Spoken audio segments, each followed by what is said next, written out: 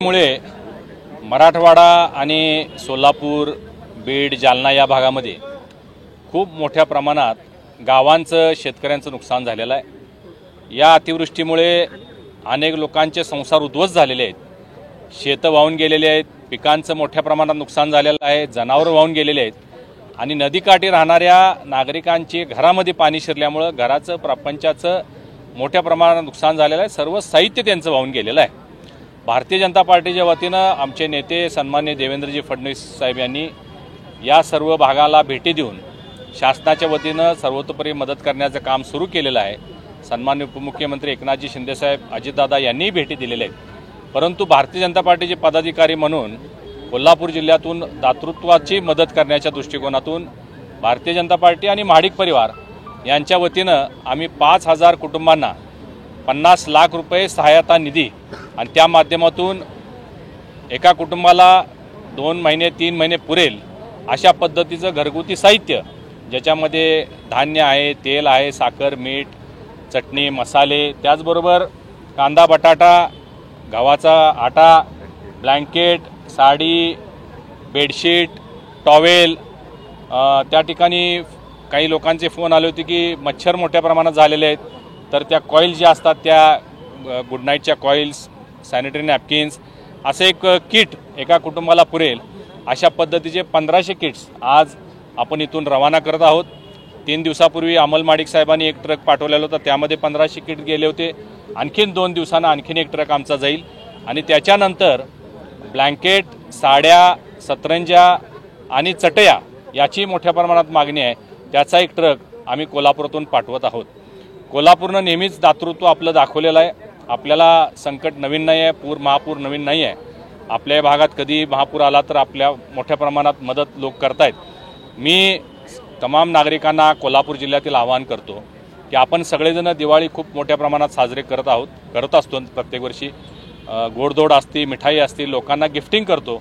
यावर्षी मात्र आपले समाज बांधव अनेक मोठ्या प्रमाणात शेतकरी अडचणीत आलेले आहेत। मी सर्वांना नम्र आवाहन करतो की आपण यावेळची दिवाळी थोडी साधी करून आपल्या लोकांना मदत होईल या दृष्टिकोनातून जास्तीत जास्त साहित्य, जे गरजू साहित्य आहे, जे जीवनावश्यक साहित्य आहे, ते या नागरिकांना देण्याच्या दृष्टिकोनातून आपण सगळ्यांनी प्रयत्न करावा असं मी आवाहन करतो। धन्यवाद। सन्माननीय मुख्यमंत्री महोदयांनी या संदर्भात मीटिंग झाल्यानंतर बाईट दिलेली आहे।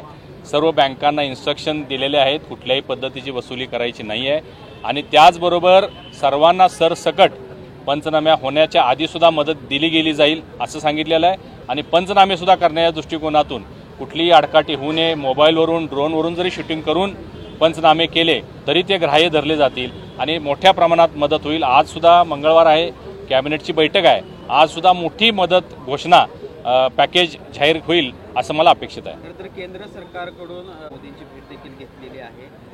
विरोधकांकडून पीएम केअर फंडाच्या संदर्भामध्ये बोललं जाते, त्यातले पैसे दिले जावेत अशा पद्धतीचे आवाहन केलं जातं। हे पहा, ज्यावेळी अतिवृष्टी झाली, सन्माननीय मुख्यमंत्री आणि उपमुख्यमंत्री महोदयांनी दौरा केल्या 2243 कोटी रुपये घोषित केले, जाहीर केले आणि ते खात्यावर जवळजवळ 80% लोकांच्या खात्यावर ते पैसेही 5,000 रुपयाप्रमाणे पोहोचलेले आहेत। उर्वरित लोकांच्या खात्यावर पैसे ट्रान्सफर करण्याचं काम सुरू आहे। तातडीनं सन्माननीय मुख्यमंत्री महोदय दिल्लीला जाऊन प्रधानमंत्री महोदयांना भेटून जी भयावह परिस्थिती निर्माण झालेली आहे त्याचा सगळा आढावा दिलेला आहे, त्याचे काही आकडेवारीसुद्धा त्यांनी मांडली असेल आणि लवकरच केंद्र सरकारसुद्धा यामध्ये मोठं पॅकेज देऊन आपल्या महाराष्ट्राला दिलासा देतील याचा मला विश्वास आहे, खात्री आहे।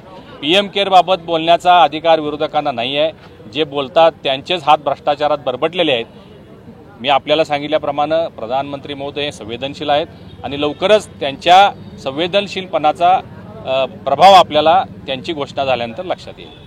कालच ओवेसी काल सभा अशा प्रकारची भूमिका मांडलेली आहे। हे पहा,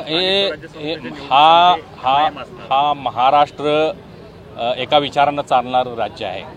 ओवेसी सारखे लोक हे जातीयवादी संघटना, जातीयवादी पक्ष चालवतात। त्यांनी महाराष्ट्रामध्ये येऊन आमच्या लोकांना अशा पद्धतीच्या वेगवेगळ्या मार्गानं फसवणं किंवा त्यांना वेगवेगळ्या पद्धतीच्या ग्वाही देणं हे खरं म्हणजे महाराष्ट्र कधीही स्वीकारणार नाही। महाराष्ट्रामध्ये त्यांची कसलीही कुठल्याही पद्धतीचं साधं ग्रामपंचायतीला सुद्धा खातं उघडणार नाही आणि म्हणून येऊन काहीतरी भडक वक्तव्य करायचं, लाईमलाईटमध्ये यायचं, टीव्हीवर बातम्या मोठ्या लोकांना, मोदीजींना, फडणवीस साहेबांना बोलल्यावरच आपलं चर्चा होईल या दृष्टिकोनातून ते येत आहेत, त्याकडे फार गांभीर्यानं बघण्याची आवश्यकता आहे असं मला वाटत नाही. पण काल पाहिलं तर कोल्हापूर वाद करतील का काय अशी शक्यता निर्माण झाली होती, कारण हिंदुत्वाद्यांचा तीव्र विरोध होता. मात्र त्यांनी भाषणादरम्यान अनेक असे मुद्दे उपस्थित केले की त्यांनी हिंदुत्वाद्यांना दिवसलेले अगदी खालच्या स्तराला जाऊन त्यांनी मी हेच सांगितलं, हा महाराष्ट्र एक संस्कृत महाराष्ट्र आहे, विचारानं चालणारं राज्य आहे. अशा पद्धतीनं जातीवादी पक्ष चालवणाऱ्या संघटनांना इथं थारा मिळेल अशी मला मिळणार नाही याची मला खात्री आहे. भारत पाकिस्तान मॅच झाली आहे, अझर मसूदला देण्याचा निर्णय घेतलेला आहे, याकडे कसं बघता? कारण पहा, याच्यावरूनच आपल्याला लक्षात येतंय की पाकिस्तान हे दहशतवाद्याला खतपाणी घालणारं राष्ट्र आहे किंवा देश आहे. म्हणजे आपल्याला आपण जे नेहमी पुरावे शोधत असतो की कशा पद्धतीने दहशतवादाला खतपाणी घालतात, तर त्याचं एक उत्तम उदाहरण आहे. जर दहशतवाद्यांनाच हे जर आपलं मानधन देत असतील तर हे खात्रीशीर म्हणजे पक्कं झालेलं आहे की या देशामध्येच सैन्यापेक्षा जास्त दहशतवादाला महत्त्व आहे आणि त्या अशा पद्धतीच्या संघटनांना पोचण्याचं काम ते करतायत हे आता साबित झालेलं आहे. प्रापंचिक साहित्याची मदत केली गंभीर बनलेलं आहे. पुढच्या टप्प्यात काय चाऱ्याची व्यवस्था आम्ही जनावरांसाठी ओला चारा आणि पशुखाद्य याची सुद्धा आता जमवाजमव करत आहोत. पावसामुळं थोडा चारा एकत्रित करण्यासाठी थोडासा विलंब लागतोय, पण या आठवड्याभरामध्ये एक 4 ते 5 ट्रक आम्ही जनावरांचा चारा सुद्धा इकडून पाठवणार आहोत. आपल्या माध्यमातून हे कामाला 25-30 ट्रक धान्य जमा झालं होतं, यावेळेला तशा पद्धतीने काय उपाययोजना काय? यावेळीही आम्ही आव्हान केलेलं आहे नागरिकांना. त्या 2005 साली लोकांनी आमच्याकडं मदत आणून दिली होती, आम्ही ती पोच केलेली होती आणि प्रामाणिकपणानं पोच केल्यामुळे आणखीन मदत जमा होत होती. आत्तासुद्धा जशी आवश्यकता असेल तसे लोक आमच्याकडं मदत भारतीय जनता पार्टीकडे आणून देऊ शकतात. आम्ही ते खात्रीशीररित्या जे कोण बाधित शेतकरी आहेत त्यांच्यापर्यंत पोहोचवण्याचा आम्ही प्रयत्न करणार आहोत. मार्च 2023चे निकष लक्षात घेऊन निर्णय जाहीर करा राज्य सरकार म्हणते, त्या संदर्भात राज्य सरकारचं काय? आज कॅबिनेटची बैठक आहे, मला वाटतं आपण दुपारपर्यंत थांबलं तर तो निर्णय सुद्धा आपल्याला जो अपेक्षित आहे तो निर्णय आपल्याला ऐकायला मिळेल. त्यावेळीची परिस्थिती वेगळी असू शकते, तिथे झालेली जीवितहानी, वित्तहानी, पशुहानी. 100% परिस्थिती वेगवेगळ्या जिल्ह्याची वेगवेगळी असू शकते, विपरीत असू शकते. ज्या पद्धतीची गरज असेल त्या पद्धतीचे JR काढले जातील आणि त्यांना मदत केली जाईल. धन्यवाद.